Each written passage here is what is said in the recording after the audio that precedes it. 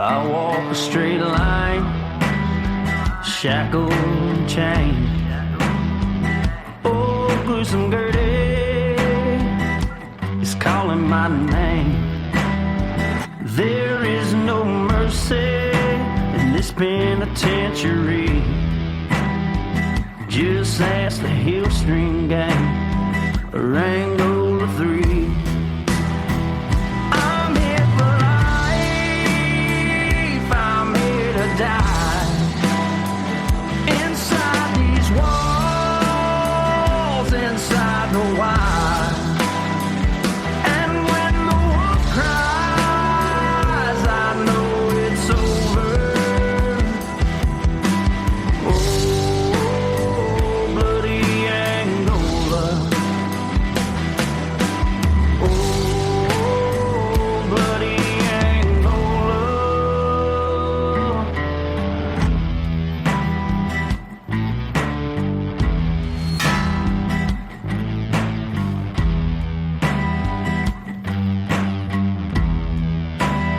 Hey, everyone, and welcome back to Bloody, Angola, a podcast 142 years in the making. the complete story of America's bloodiest prison. And I'm Jim Chapman, And I'm Woody Overton. and we're back. Woody Overton. Back in the saddle, Back baby. in effect. Back in effect. And we're bringing y'all a hell of a story today. Yes. Highly requested. Yes, a legend. Legend. Someone you have some experience I with. do. I have a lot of years' experience with him. He's solid dude. They can say whatever they want to. Anybody, everybody's going to have their haters, whatever. And certainly he marches to the beat of a different drummer, but he's a visionary and has affected so many lives. Boy, he sure has. And I'll tell you, as far as research, I've probably enjoyed researching this man more than just about anyone I've researched. I read his book years ago when it came out. Of course, I have the family history at Angola and all that, and of course my personal history with him. Just super intelligent, super unique. Yeah. Yeah, Very. unique. I think that's a great word to describe him. And of course, if you're hanging by a thread right now trying to figure out who we're talking about, it is the legendary Warden of Angola, Burl Cain. Burl Cain. So we're going to start off, and we're just going to kind of take you through a journey of his life. Yeah, and I think it's so important this research that you put together. A lot of it I didn't know, especially about the early years. And I don't know how they haven't made a movie about him yet. Honestly, it's got to be coming at some point. So y'all, this is going to be even more. We've done a couple of series before, but not real long ones or anything. But it's going to be several parts of this. But you got to stay tuned because every one of them is going to kick you. Yeah. So to start off, he was born in Pitkin, Louisiana, and I was not familiar with Pitkin. Small town in Vernon Parish. Right. Vernon Parish. And for those of you that are kind of wondering where Vernon Parish is, that's on the Texas line. It's kind of in the center of the state all the way to the westernmost. Right. If you're familiar with Toledo Bend, the largest lake, and it kind of splits Louisiana and Texas too, but, fantastic for fishing and all that. It's real close to that. Kind of a piney woods area, but really, really rural. Yeah. And I mean, there's not even any major highways to get over there. It's not from off the Interstate 49, which runs north and south, splits the state. It's probably hour and a half, 2 hours from there. Yeah, and he actually described it in an interview one time, and he said we didn't even have a stoplight. No, well, my hometown still doesn't have a stoplight. So you think about that, folks. This is, he went from that to warden of the largest maximum security prison in the United States, which, first of all, goes to show you that it doesn't matter where you're from. It doesn't matter, hard work. And really destined. I think he was kind of touched by God to do what he does. Right. He's 80 years old as of today. Yeah. So he is a couple years younger than my dad, born my dad was actually maybe 1 year because my dad was born the week before Pearl Harbor, and he was born on July 2nd, 1942. And so. It's still going. Born, yeah, it's still going. Very, very healthy. And we're going to get into that. But he grew up on a farm, y'all, and that's where he developed his work ethic. And let me tell you something. This dude can work. Let me tell you, if you're 80 years old, look, if I make 80, I'm going to consider that a success, right? Yeah. So when you're 80 and you're still working, that tells you who he is as far as his work ethic is concerned. He grew up on a farm. Right. That would play a huge role in what, his future development. And he grew up in a very religious household. Right. And I mean, back then, it's not knocking it, but a lot of people, especially ones that were raised on farms, their parents had them to raise them as help. Yeah. Yeah. I mean, they worked. That's right. You needed help. You had another kid. I'm talking about throwing hay, tending animals and cows and everything else, and working the gardens. And hey, there wasn't any PlayStations and cable TV or anything. Hell, they're lucky that they had electricity. Oh, and you woke up, 4:30 in the morning to milk them cows and do all those things. You didn't have a problem going to bed at dark because your ass was tired. You were tired. Right. And his household was very religious, y'all. Extremely religious. He attended church, as he described it, every time the doors were open since birth. Yeah.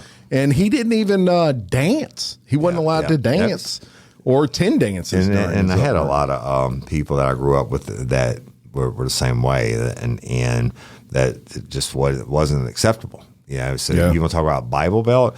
That's one of the only, and I can't say Vernon is directly, but I know there's some not counties,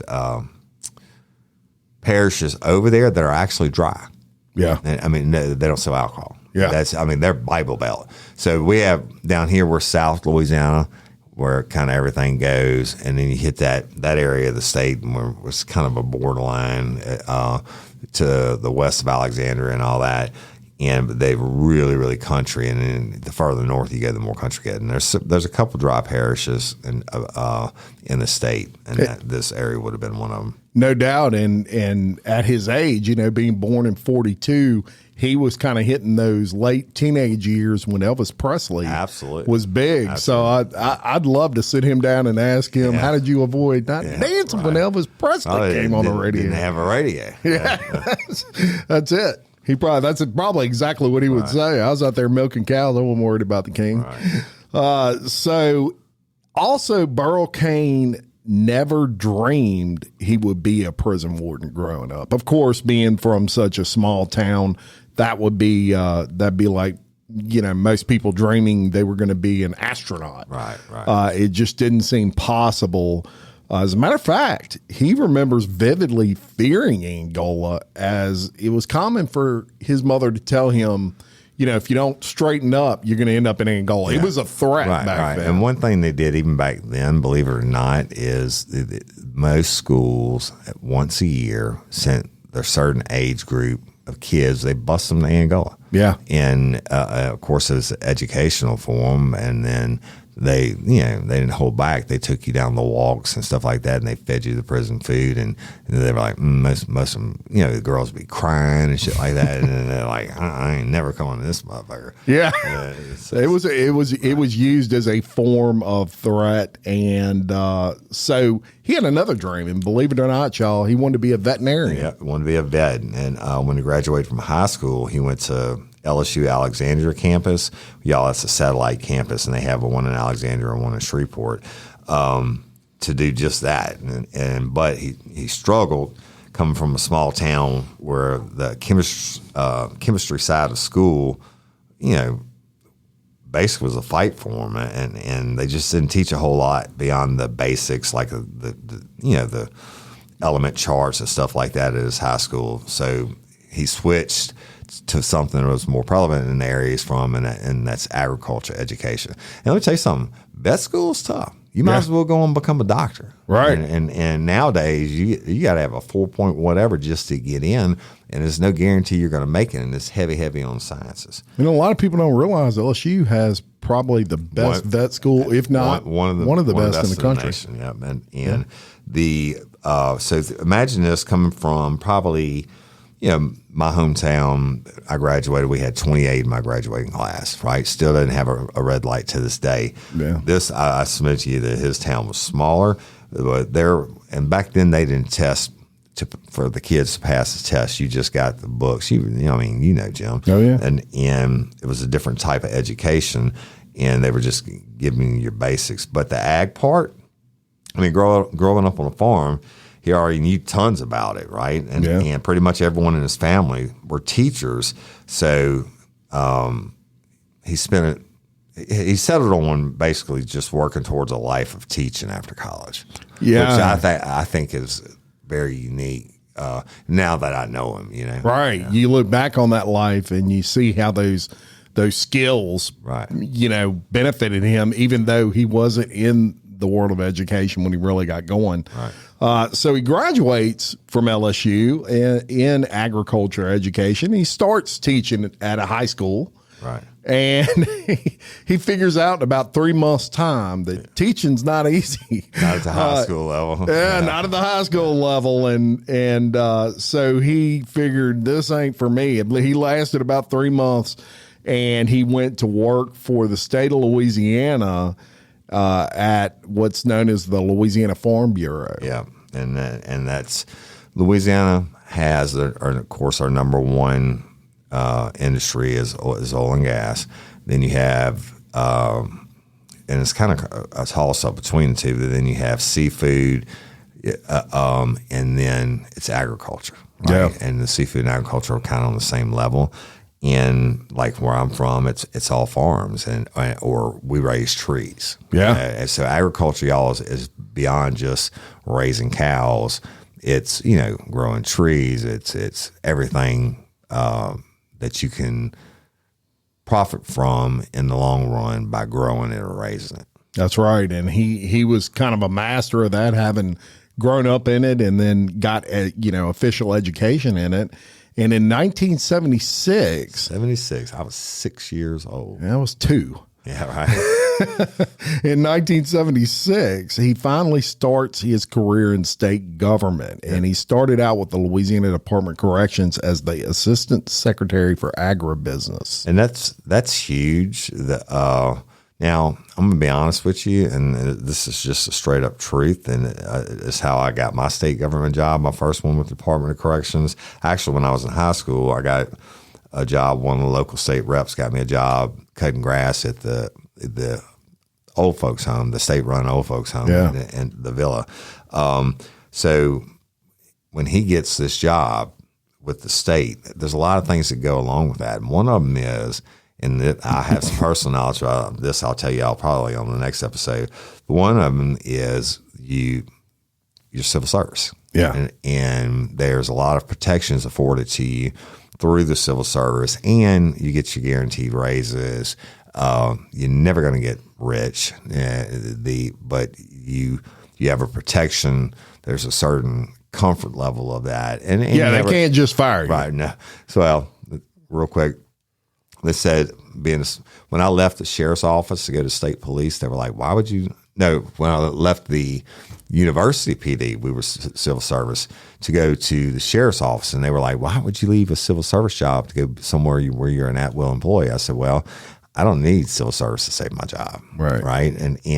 But civil service, and this is the truth, this is how much protection you have. If I was state police and I walked in my captain's office and I got on his desk and I took a shit on his desk, the first time all they can do is give you a verbal warning. The second time I go in and I take a shit on his desk, then they can write you up for it, and the third time they can fire you. Wow. There's only certain offenses like drugs or whatever that they can fire you for on the spot. Did you ever take a shit on his desk? No, I didn't. I didn't have a captain either. I answered to the colonel.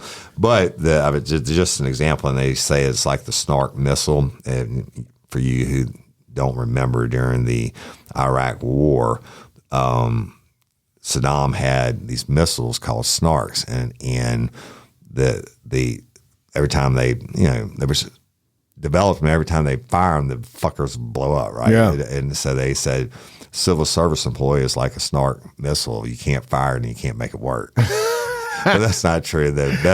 A lot of the best people in the world are lifetime state employees, and a lot of my dear friends are. Absolutely. And look, y'all, this is 1976. So the economy is down at this point in time. That was a really good job. And of course, look, any sort of state job at that level, sometimes you got to know somebody. Overton? Absolutely true. That ain't changed. That's been that way since the beginning of time. It is, and it's Louisiana. That's right. I mean, I got my job at the Department of Corrections because my dad pulled some strings with politicians. Sure. I mean, and that was a good job, and this was a downtime in the economy. So Burl freely admits, and he said this on many interviews, that his brother was instrumental in getting him that job. His brother, y'all, and whether you're aware of this or not, was a senator from the state of Louisiana. And they look almost identical. Yeah. I mean, I'm surprised that they're not twins. Yeah. So he starts that job, and y'all, he's a rock star at it. He's doing great. And in 1981, he gets an opportunity. 10 years before I went there. Yeah. In 1981, he became the warden of Dixon Correctional Institute, known as DCI, and he was only 38. Only 38. So warden when I met him, it was in 90 or 91, and of course he had been the warden for 10 years. DCI, y'all, is it's a mixed security prison, and this is kind of a misnomer here too, but mixed security meaning it has medium, maximum, and some trustee camps. The trustee camps would be like so Jackson, Louisiana is full of state-run facilities. The villa, like I was telling you about, the geriatric home, state-run. The hospital for the mentally insane, which is basically on DCI property right across the street from their cow barn. And it has the mental hospital, state-run mental hospital. If you don't have health care and you legitimately to be, I'd say crazy. What do you call? What's the politically correct term? Nuts. But, yeah, right. If you're literally nuts, you went there. And I had an aunt who spent most of her life in that hospital. But then you have DCI. It's all these state-run. The war vets home is there. The biggest state war vets home is there. So you have all these state-run facilities, and I guarantee you, all my people from Jackson, I got family from there. All of them were state employees at one facility or another. So DCI is located right outside of Jackson, y'all, and which is about 40 minutes north of Baton Rouge, a small town still to this day. One major road running through it, and then DCI is off of one of those roads. But the mixed security, the main camp at DCI where I worked, that you have the 2 maximum security camps, and then they had like the satellite, the trustee camp at the state mental hospital. And that's because they took care of everything there. They were orderlies and took care of the grounds and the whole 9 yards. And I used to go to football practice, little peewee football practice on the state grounds. Oh, come on. There, and the prisoners would line up on the fence, all the trustees. And I years later, on extra duty shifts, I would go pick up and I'd go be the guard at the trustee camp there. Yeah. But they do that for economic reasons, and Burl had them do that for economic reasons because they didn't have to bus them back and forth to work every day. Wow. And so they were there around the clock, and they were instrumental in all the state-run facilities. The 100%. Trustees, the cow barns and everything I'm talking about. Look, DCI wasn't 18,000 acres, but it was a lot. But spread out in different areas. And the cow barns and all that shit, they raise cattle. Yeah. And for the state of Louisiana. But anyway, it was there. Burl. And 38 years old. I didn't know that. When I was 38, there's no way I'm running a prison. I'm lucky to stay out of prison. Right. You're right. And I was a detective still when I was 38. But yeah, really amazing and a huge opportunity. And guess what? It was his first. his first experience as being a warden, what he would become just an absolute legend for. At that time, DCI had about 1,400 inmates. That was its capacity, and it was female and male, right? Which made it different from other prisons. It was also relatively new. It had been built in 1976, right? So it was only 6 years old. Right. That's like the, state of the art prisons, especially compared to Angola at that time, which was 100 years old. By the time I got there in 91, there were no females there. It was probably like 2,500 they had added on to it. Yeah. So no females at that time. Gotcha. And then the other kicker is, and I forgot to mention this earlier, so I say it's about 40 minutes north of Baton Rouge. Well, guess what? It's only 30 miles from bloody Angola. Yeah. And so it's East and West Feliciana. I was born and raised in Clinton where my grandfather was a judge, but West Feliciana butts up to it. And my mama was from West Feliciana, where her daddy was the DA during this time, actually. But when that 30 miles is deceiving, because back then they had the old road to bloody Angola, and that wound up to the Tunica Hills, and part of it was gravel and shit. And it took, when you turned off of 61, it took you another 40 minutes to get from there, that last 10 miles to get to Angola. Oh, it seemed like 300 miles. Right. Yeah, it was not what you would call picturesque. You're not looking at the Rockies when you're going down the highways. So, this is where Cain coined one of what would eventually be one of his most famous phrases. He started at the facility, and as is common, your first day on the job as warden, you're going to have a meeting with all of your people, and you're going to learn the ins and outs of this prison, things that maybe the outgoing warden didn't tell you. And one of the things he found out was that they had no worship services for the inmates, and it was where he kind of coined the phrase moral rehabilitation. And he carried that. We'll talk about it, but he still carries to this day. Yeah. And he was serious about it. Yeah. And it was as a matter of fact, one of the first things he changed at Dixon was bringing religion into prisons. Right. Something that we're going to talk a lot about. So he becomes a rock star again. He's just killing it at Dixon. And then let me tell you just a couple real quick stories, and I know I'm going off script, but I met him the first time, and I think it was 1990 or 91, and I got hired. So he had what they call the White House, right? Mm-hmm. And the White House was an administrative building. I had to go to the White House to do paperwork and stuff like that. But I hadn't seen him. And then they put me on the largest rec room after I got back from Angola doing my training and all that.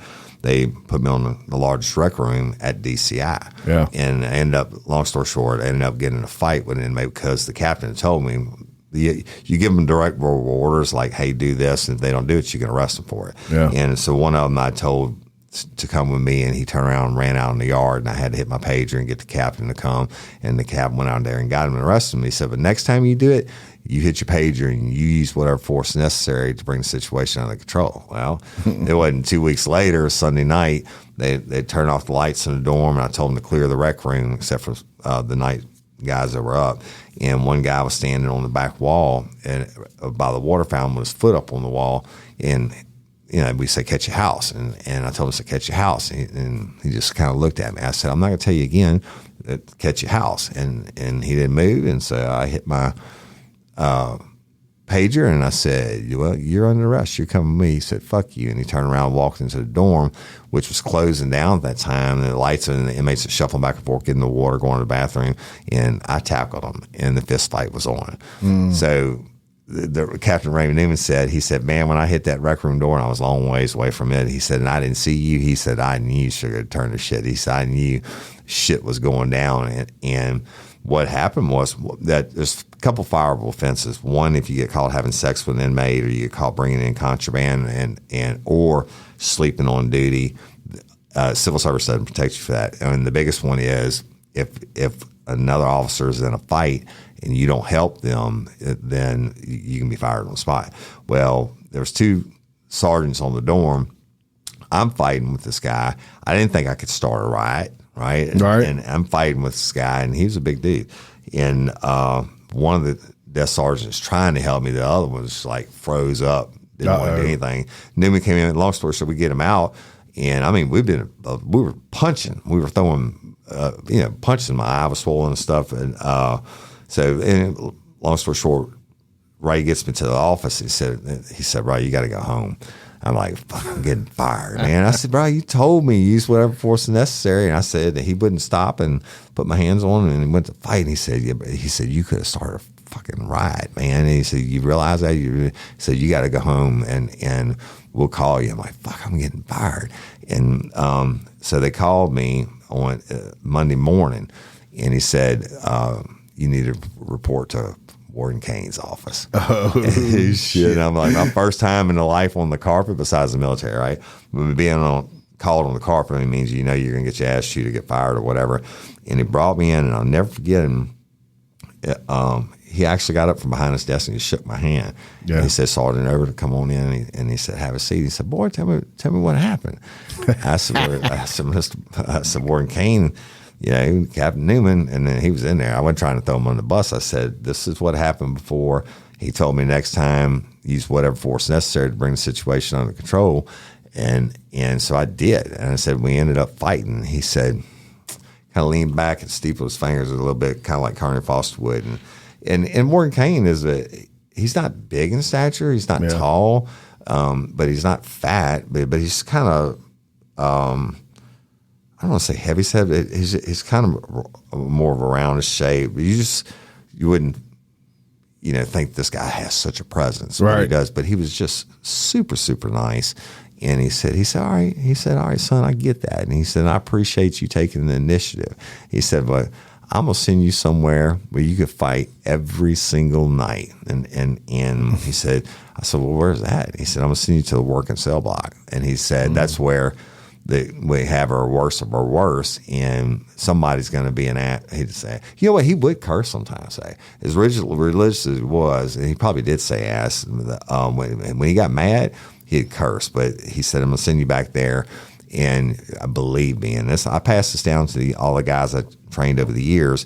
I would tell them, I say, look, you don't have to go out of your way, put your hands on somebody to look for shit, because there's enough assholes out there that are legitimately going to give you a reason to fight them. Right? When you go to arrest them or whatever. And he said, I'm going to put you back there. And I did it. And I rose up and was a superstar. And every time he'd see me, he'd say, how you doing, Sergeant Overton? And love that story. And I'm sure you've got several. And what we're going to do, folks, is this is going to be a docuseries. So this is going to be 3 episodes.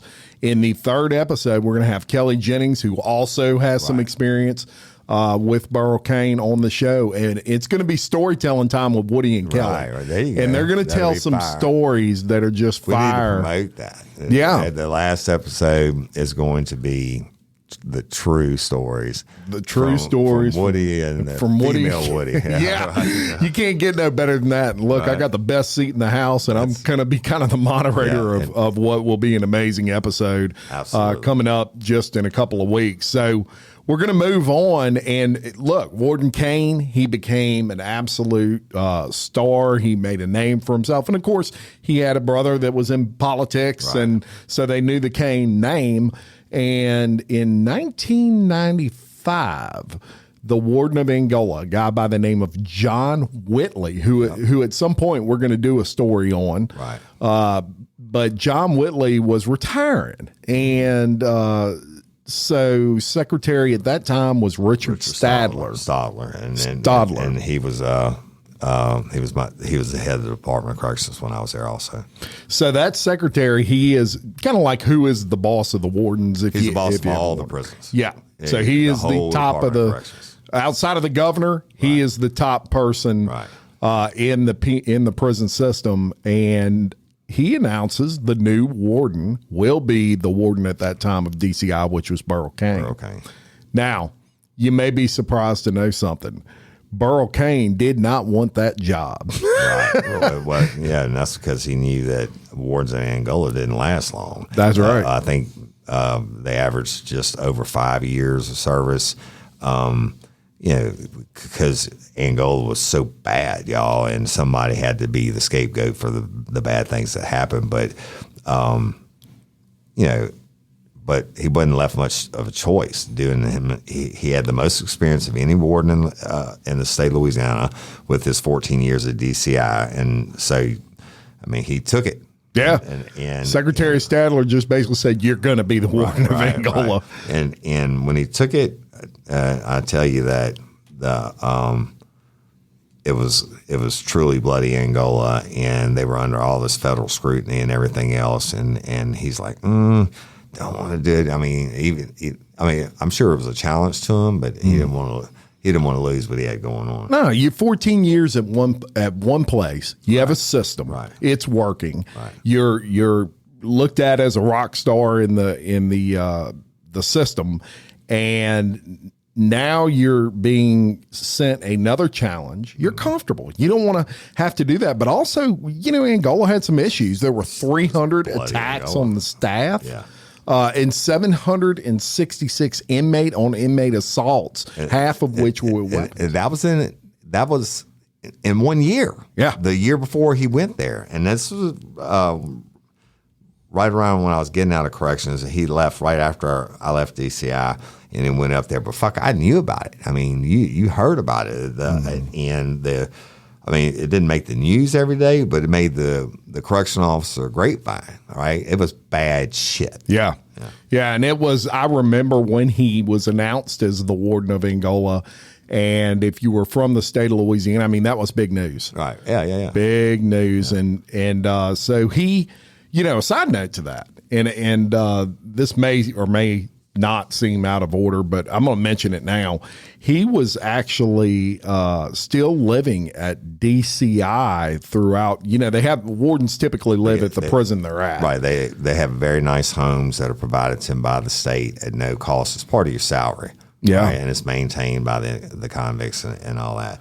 Well, I mean, yeah. I mean, he took the job.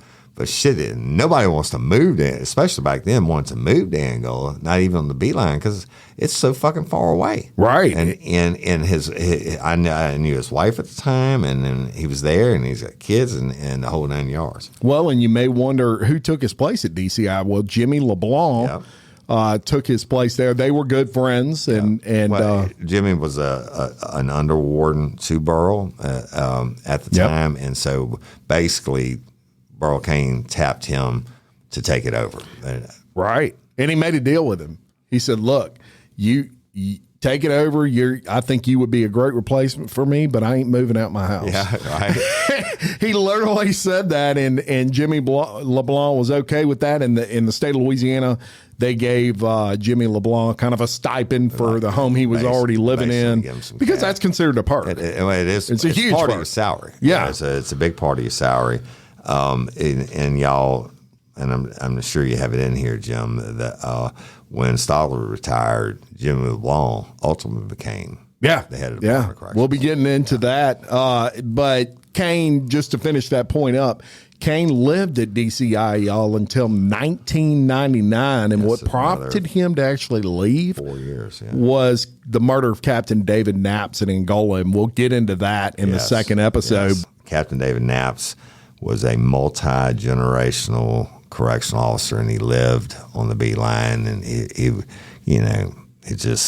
that's all he ever knew. His father had done it, his grandfather had done it, his brothers, and everybody, he lived there, and he was brutally murdered in 1999 during a attempted prison escape, and we're gonna cover that. Yeah. He ultimately he's a superhero, but Burl would have been his boss for almost 5 years at that time. Yeah. And the one thing I'm gonna tell you about Burl Cain is as any good leader in any good spot, if your people take care of you, you damn well going to take care of your people, and you're going to know who they are. And you're going to promote them up and everything. Because unfortunately, and I've said this many times, and I felt this, I truly did believe this, there were some of the people that you worked with in corrections were shittier than the convicts. Yeah. And I think that plays into the whole civil service thing because you can't fire them, you can't make them work, and they knew the rule books and all that.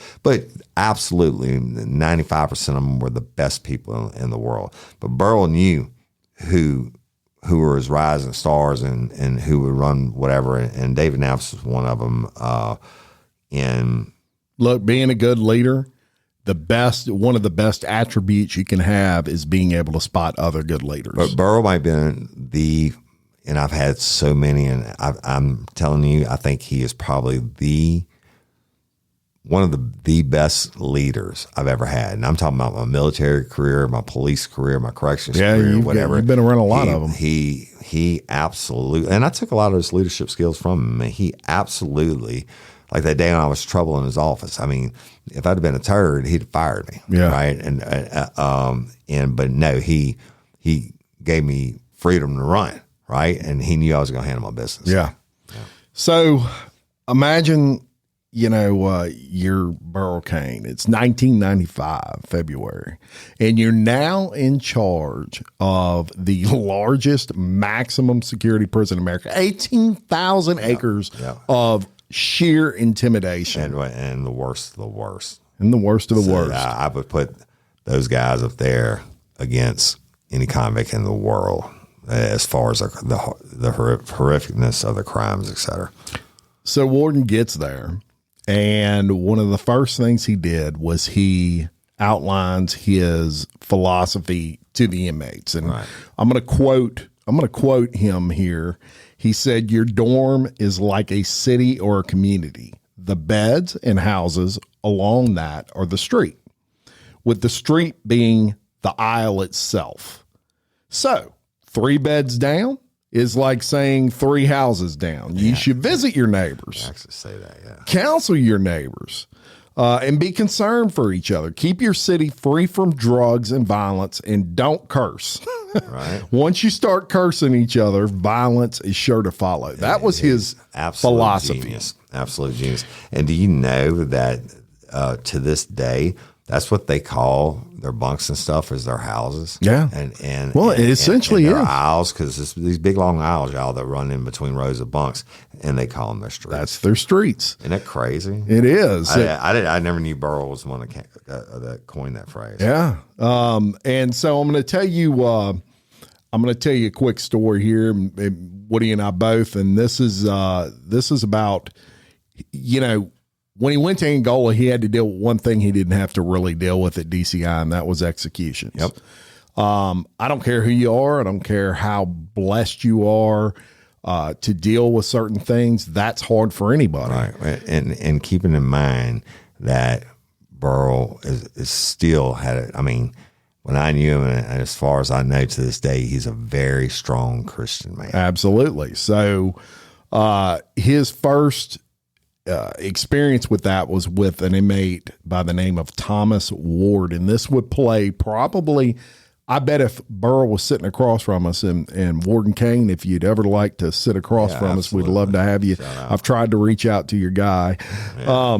But if he was sitting across from us, he'd probably say this changed him more than anything else he's ever done. So it was just after midnight. Warden Cain found himself alone. He was in the death chamber with Thomas Ward. And without one word, Woody, he lifts his hand. He gives a thumbs down signal, which he would later say he hated. He hated doing that.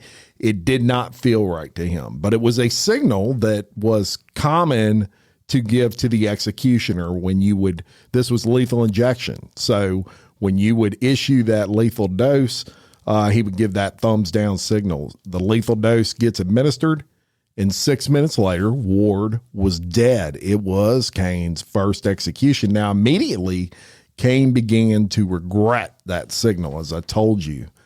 His uneasiness, it started to grow. He felt guilty because he never found out Ward's spiritual condition that night or before. Right. He just basically ordered, the lethal dose to be administered. Warden Cain actually was quoted as saying he didn't utter a word as we strapped him to the gurney. When the time came to ask him if he had anything to say, he didn't answer. He just choked up. The execution took place only 3 months, y'all, after Cain took over as warden and completely spearheaded the change that we're about to tell you in that prison. Right. So real quick, let's go back to that. So, you know, we've talked about executions before on the show, but then now in the execution chamber, the warden is the one that's in there, and they have to, you know, read the death warrant. But given that thumbs down, you know, he didn't know what he was going to feel. It's the first time he ever basically legally murdered someone, and that's it. But I know as a Christian man, he just saw somebody be murdered, even though it's legal murder. Yeah. They just saw the state of Louisiana take a human being's life, and he knows that he's not in there for being a choir boy. But as a Christian, he's thinking, you know what? I should have talked to him. And even if he told me go to hell, I don't believe in Jesus, I would have done my job as a Christian to try to spread the word, to give him a chance to call on Jesus to repent. That's right. And, you know, he had a conversation with his mother, Woody, after this. It bothered him that much. Right. And his mom said, you need to do everything you can to get those guys spiritually ready to meet the Lord, because you're going to have to answer for that. Because God gives me. Yeah, me too. When you have that opportunity, and so very few people do ever have an opportunity to talk to someone that you know is about to die. Yeah. And even like I said, even if they reject you, I mean, if you don't take that opportunity, you have to answer for it. You're going to have to answer for it. And it bothered him. So he literally, this is the start, y'all. And we can't tell you we can't even dictate into words how huge this is. But this was the start of a change at Angola, and not to sound like Donald Trump, but like nothing you've ever seen. Right. You know, just unbelievable. He started instituting what he called, and this was another phrase that he coined, cultural change. Yep. The first thing he did, and thank God Woody was not working there at this time. You're right, guys. I've damn sure been in trouble for it. He banned cursing by guards and inmates. Now, you can only control that so much, but it was definitely frowned upon. I think that's why he banned it. But he believed they put it in the rule book after that you can't curse. Yeah, and he believed that cursing led to other things. It wasn't the curse word itself. Now, it's what he said. He said one every now and then, but it was when it was appropriate. I said if I can lie. Yeah. What he's talking about, and I got to interject again. Sure. What he's talking about is, but I would carry this later on, and when I talk to the younger guys and say, listen, most of the time when you're dealing with people, you're dealing with them on their worst day. They're going to be upset. They're going to be screaming. They're going to be cursing. I said, you should start out nice as can be. And look, when I was in the street, unless we were fighting or something, we didn't curse people. Willie Graves would have hung your ass, or any department I worked for. I said, you always start out low and treat them super kind. Even if they're cursing you and berating you, start out low, because then if you need to jump up and escalate, they'll be surprised. Yeah. Right? But just, I mean, one person cursing at another one, it's not going to end well usually. That's it's going right. to end, especially between men, and one of them has never had any respect for authority in their entire life, and they hate you as a correctional officer. So what he's doing with this just simple thing, by taking out curse words or trying to take out curse words, he is making a mutual level of respect. So you take that off, that gasoline that can do no good, right? And somebody's going to feel degraded. Somebody's going to be pissed off. I say, fuck you, Jim Chapman, you're a dick. Yeah. Right?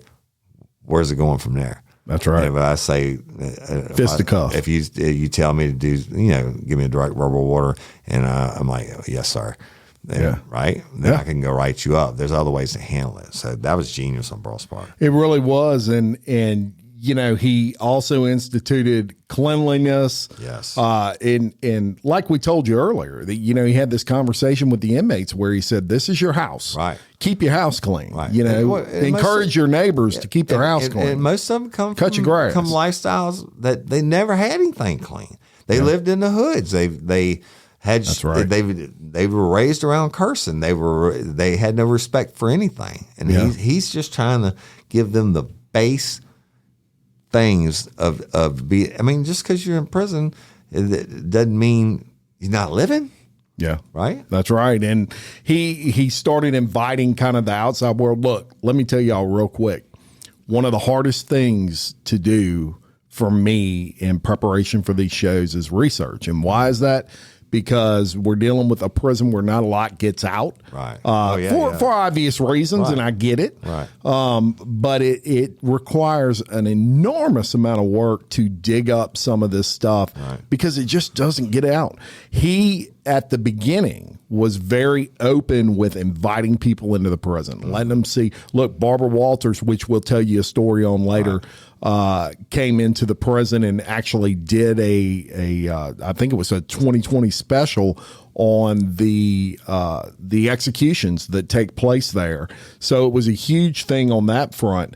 But his message initially was, we don't have anything to hide, and we want to let people in here see what we're doing to change what is not that we're in a horrible situation. Yeah, not that we're perfect by far, but we're not hiding anything. Right. The culture in the past was, loose lips sink ships. It happens in Angola, it dies in Angola. So I know y'all are ready for something here, and that is, what was one of the more historic changes that he made right off the bat? Well, we got it for you.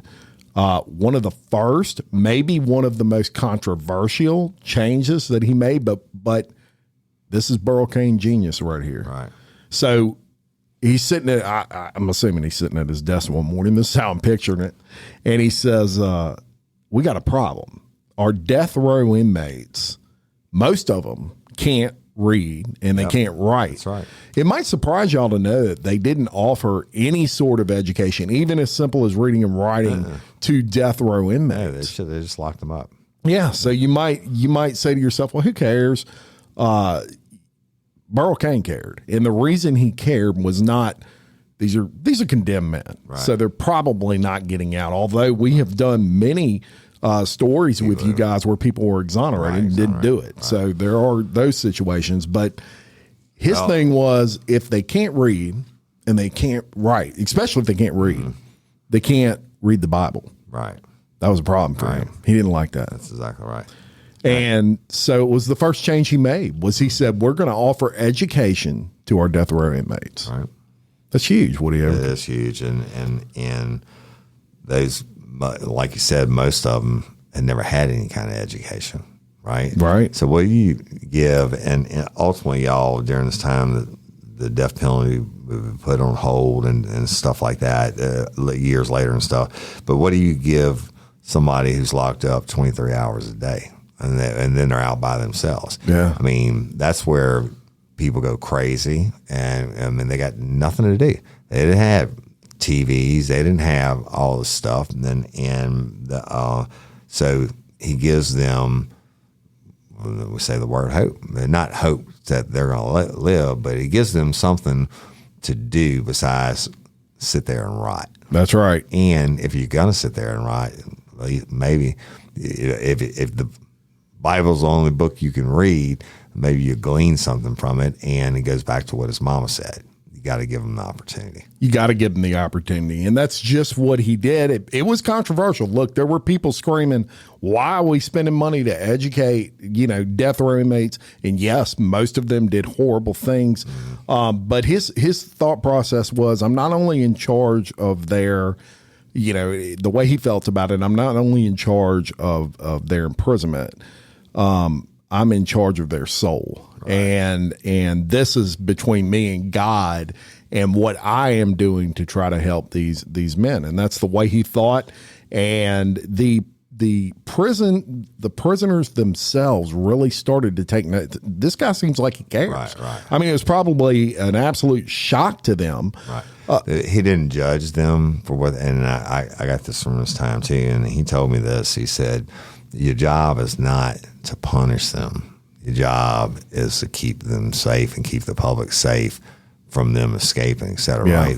They're doing their time for their crime. Your job is not to punish you. You treat them like a human being, and nobody had ever done that. Nobody had ever done that. And so he does another historical thing right after that, and that is he was the first warden to invite, and in this case it was the New Orleans Baptist Theological Seminary, to come in, and basically they had like a satellite seminary right there at Angola. And for those of you that don't know what they do, they offer degrees in the field of seminary. Right. So you can become an ordained minister. Basically, it's like a Bible college. Yeah. Right. This was genius. Right. I cannot stress enough how genius this was, because in his long-term vision, and if anybody can say anything about Burl Cain, he had vision. Right. In his long-term vision, he saw inmates changing other inmates through God. Right. And that's what was missing in prisons, in his opinion. That was probably, looking back on it, one of the most successful programs he ever had. Those graduates, they would be allowed to travel not only to other prisons in Louisiana, but eventually all over the country. They were going all over the country speaking to at these other prisons. And he called that imposing morality. Right. And back to it, y'all. Now you get a degree from a college, then you have a little bit more self-worth, right? And yes. these college studies aren't free. They were funded by outside donations, and Angola offered a 4-year college degree in ministry, including instructions in Greek and Hebrew, as well as lessons on how to preach. Yeah, and it really changed the lives of not only these inmates themselves, and gave them self-worth, but it enabled them to go out and then work to change others. Right. And if you're doing that, and then this gives them the bumps again, if you're doing that and you get self-worth for the first time in your life, guess what you're not doing? You're not raping and killing. Yep. Inside the prison. That's they were right. Still raping and killing. And let me you hit it right on the head. Look, we're going to talk about the Christianity and God and all this stuff a lot during this series. But here's the deal. I don't care what you believe in, but there's certainly are convicts at Angola that were like, fuck you, I don't believe in anything, I'm an atheist, whatever, and that's fine too. But they were given an opportunity because Burl was raised that way. That's right. And he knew that the principles in religion were sound things that would keep people out of trouble. He also knew Angola was full of the darkness, right? And he was trying to shine a little light and make the darkness back up. That's right. So he started thinking about this and looking at the things that were missing from Angola. This became pretty successful. And he knew that work was, or learning to work, was critical in rehabilitation. Many of the inmates in Angola, y'all, they had never learned to work. They basically grew up in life. They robbed, they raped, they pillaged, and they murdered to survive. So he instilled what he called meaningful work. Well, yeah, and let me tell you this, another famous Burl Cain saying, when you get to prison, he introduced himself, and he said, welcome to the Department of Corrections. You're here for however long you've been sentenced. He said, and we're not here to punish you. We're here to make you secure. He said, but you're sentenced to hard labor. He said, religion is an option. You'll have that opportunity while you're here to get religion. He said, but work is not. You're going to work every day, and everybody has a job. And that goes back to him teaching the basics. Like I said, most of them never even knew how to work. They weren't raised like my daddy raised me, your daddy raised you, and with the good work ethic. That's right. And so, it also gave them that pride that they were seeking, obviously teaching these inmates to work. And he wasn't done yet. And this is probably, it definitely is another part of his vision in those early days. And that was, he founded a program in Angola called Malachi Dads. Right. He did this with some inmates who came to him. And now Warden Cain, he took note, y'all, of the fact that almost all convicts on Angola grew up in a broken home, with the father typically being absent. That is, look, that's at any prison in the country. Right.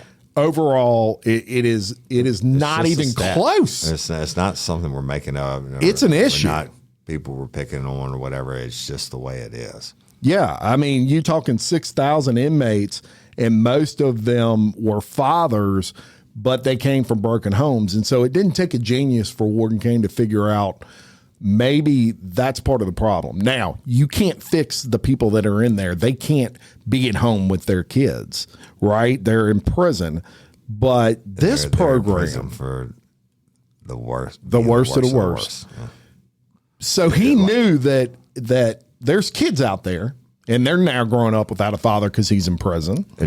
Well, also, I'm going to interrupt you again. There are generational prisoners in there. There are fathers and whose sons are grandfathers, who are dads whose sons murdered and grew up because it's the only thing they ever knew, right? They Absolutely. And they got sent to Angola, and they're I'm telling you, there's generational. Their grandson, the oldest one now, who's an old timer in Angola, whose son is down now for life for murder. That guy's son would come in for murder. Yeah, I mean, he's looking at this and he's like, it's a pattern. Oh yeah, it's proven, right? And you're right. Him being a forward genius thinker, he's like, you know what?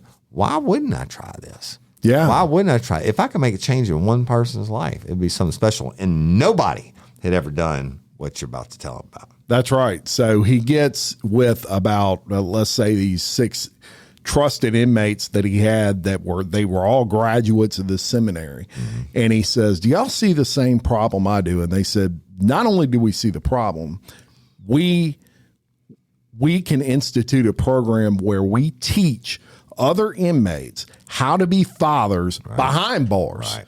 It's possible, right? Right? So they form, and look, I got chill bumps again. Yes, they form what they call Malachi Dads, and basically this is one of the best programs he ever instituted, and it was a program in which fathers that were incarcerated learned how to parent their kids from inside of prison. We're going to play you a clip real quick, and this is the founder. These are the inmate founders of Malachi Dads, and they're discussing a little bit about Warden Cain and a lot about that program. We're going to play that right now.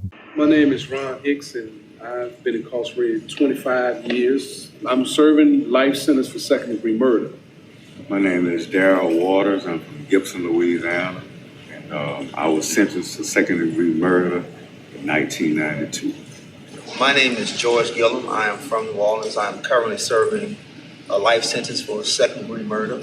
We discovered in 2006 that a child of an incarcerated father had a 70% likelihood to come to prison. And so we discovered those statistics, and God gave us favor, and that became Malachi Dads. Just because you're locked up in prison, that does not give you the right to not still be a father. Healthy people who have a heart that's healed, who have a soul that's whole, they want to help, they want to give back, and that's what we do every day. Why do you think violence has come down in Angola? When Warden Cain came on the scene, what he did was open up the door of opportunity. He was able to see, if I can get these guys to start coming after success, because what success do, it change the way you think. If I can achieve something, I feel better about myself. Wow, super. There's so much to be said, y'all. I'm going to do one more part that is maybe, I don't want to say shows a harsher side, because it's not a harsher side, but it shows business side of Burl. Now, he's all about trying to shine the light in the darkness and see how, what kind of positive things can come about it. But he's also all about, it was his prison and he was going to rule it, right? Yeah. But listen to this story. This is crazy. And Jim researched this, and I had never, believe it or not, I'd never even heard of this. But as we've told you many times on the show, Angola is huge, right? It's sprawling over 18,000 acres, and that's mostly, there's the camps are spread out. It's mostly agriculture, big fields, Tunica Hills, Mississippi River. So there's a shit ton of wildlife, right? So one day, one of the convicts saw a huge 400-pound black bear on the property, right? And they freaked out, and they're like, "Holy shit!" And I mean, most of these guys are city boys, et cetera. Yeah. I mean, even they don't like dog. They don't like the wolf dogs. Right. And until 2 years ago, I had never seen a bear in the state of Louisiana. But in Jackson, where DCI was, the first restaurant I worked at was called Bear Corners. Back in the day, black bears were prevalent in the area, and now they're coming back because strict hunt ban, et cetera. But you got this massive 18,000 acres, and as rare as they are, there was a bear. Yeah. And they in the middle of the prison. Right. Massive black bear living in the middle of Angola. And you know what Burl thought? I can only you know imagine. what? Kind of scared me. And I know it scared them because they came running to me, and he's like, you know what? That's just extra security. All right. That's exactly how he thinks. He said, and I'll quote him, he said, "I love that bear being right where it is. And I tell you what, none of our inmates are going to try to get out after dark and wander around when they might run into a big old bear. It's like having another guard at no cost to the taxpayer." And I mean, he was about business. We keep talking about all these good things that he's doing. Let me tell you something. I've seen it, and we'll talk about it in later episodes in the series. I've seen it. That's one dude you don't want to see mad, and it's one dude that knows his business, right? That's right. Because anyway, the bear was first seen by an inmate crossing the road in the prison, and it was taking a stroll near the center of the prison, where about 5.5 square miles is mostly untouched piney woods, y'all. And the prison workers measured the bear's footprints, which were 6 inches in diameter. Now, every inch that they can measure equals 75 pounds. Wow. The biologists have figured this out. So that made that bear about 450 pounds. And Cain said the wildlife people told us they think it's a big female they've been tracking for a while. And Warden Cain estimated at the time that 8 to 10 bears lived on that 18,000 acres. Holy crap. And you better believe he promoted the shit out. Oh, yeah. I was about to say that. You know, he told every He was inmate. telling everybody. Yeah. When they come in, hey, and if you're out in the field, you see a bear, you ain't got to be the fast. You just got to be fast from one of the other convicts. Now, we might not shoot you if you're running from the bear, but if you go out there at night, that bear's hungry. Yeah. Bear's got to eat, right? So, Y'all, we're just getting started. yeah, just getting started. But we got to cut this one off. We've gone over an hour. But still, I'm going to say it again. Wait until you hear. I mean, we talked a lot about the positive side today, which is something. But I'm going to tell you something. Tough dude, bro. There's a reason he lasted as long as he lasted and is still doing what he does.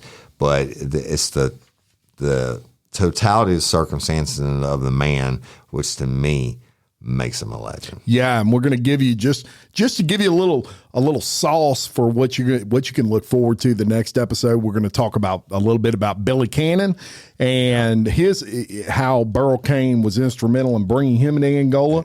We're going to talk about Hurricane Katrina and the effect that had on Angola prison. Y'all are going to love that story. Look, these are stuff you cannot find anywhere else. And we're going to talk about some executions and how about his second execution different than the first, right? And then what happened following and after that, and just a whole Captain Knaps, Captain David Knaps, a bunch more to bring you, and can't wait to bring in. And we appreciate and love each and every one of y'all. And thank y'all for Patreon members, everything. You rock, right? Our Patreon members, the show couldn't run without you. We appreciate y'all so much. Y'all, look, if you want to be a Patreon member, go to patreon.com/BloodyAngola. And we've got a bonus episode coming next week. Right. So what we're going to do next week when we record our second episode of the story of Burl Cain, we're also going to record our bonus episode just for patron members. Right. And what it's going to be on, y'all, is we told y'all, we released the first episode to the general public, but it was on executions. and we kind of told a little bit of the story, and it was great. We've got more for you, but it's only going to be for patrons. That second one. So go join it. And y'all, we have all the different tier levels with all the different benefits. And I'm telling you right now, I've been doing this over 5 years, podcasting, and Real Life Real Crime Original probably doesn't have as many patron episodes locked up as we got a ton of Bloody Angola. That's so right. If you like Bloody Angola, go subscribe. If you can't be a patron member, we love you just as much. And transcripts. People love the transcripts. We've got all of our episodes transcribed on Patreon for some of the tiers. And these are not transcriptions, y'all, that are like the AI versions. Right. This is actually someone sitting down typing, because, you know, our Southern accents don't cross over too well. Right. I can imagine what the words would say. It's horrible. Right? Yeah. And look, we have merchandise. Yeah. People love the shirts and the hats. And what about the Bloody Angola wine? Oh, yeah. If Got a there's little bit still of any wine in there for left, you ladies. And that's good stuff. Yeah. And I mean, we sold out of it at the live show. So, yeah. But anyway, y'all, please share us and Review like us and leave us a review if you're so inclined. And we appreciate you and love you, and wait until you hear what's coming next. Oh, yeah. And until next time, I'm Jim Chapman. And I'm Woody Overton, your host of Bloody Angola, a podcast 142 years in the making. The complete story of America's bloodiest prison. Peace. Bam.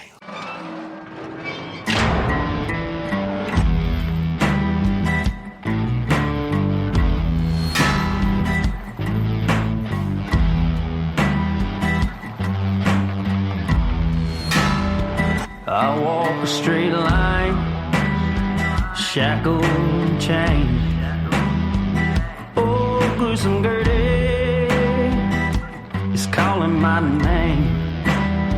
There is no mercy in this penitentiary. Just ask the Hill String Gang or Angola 3.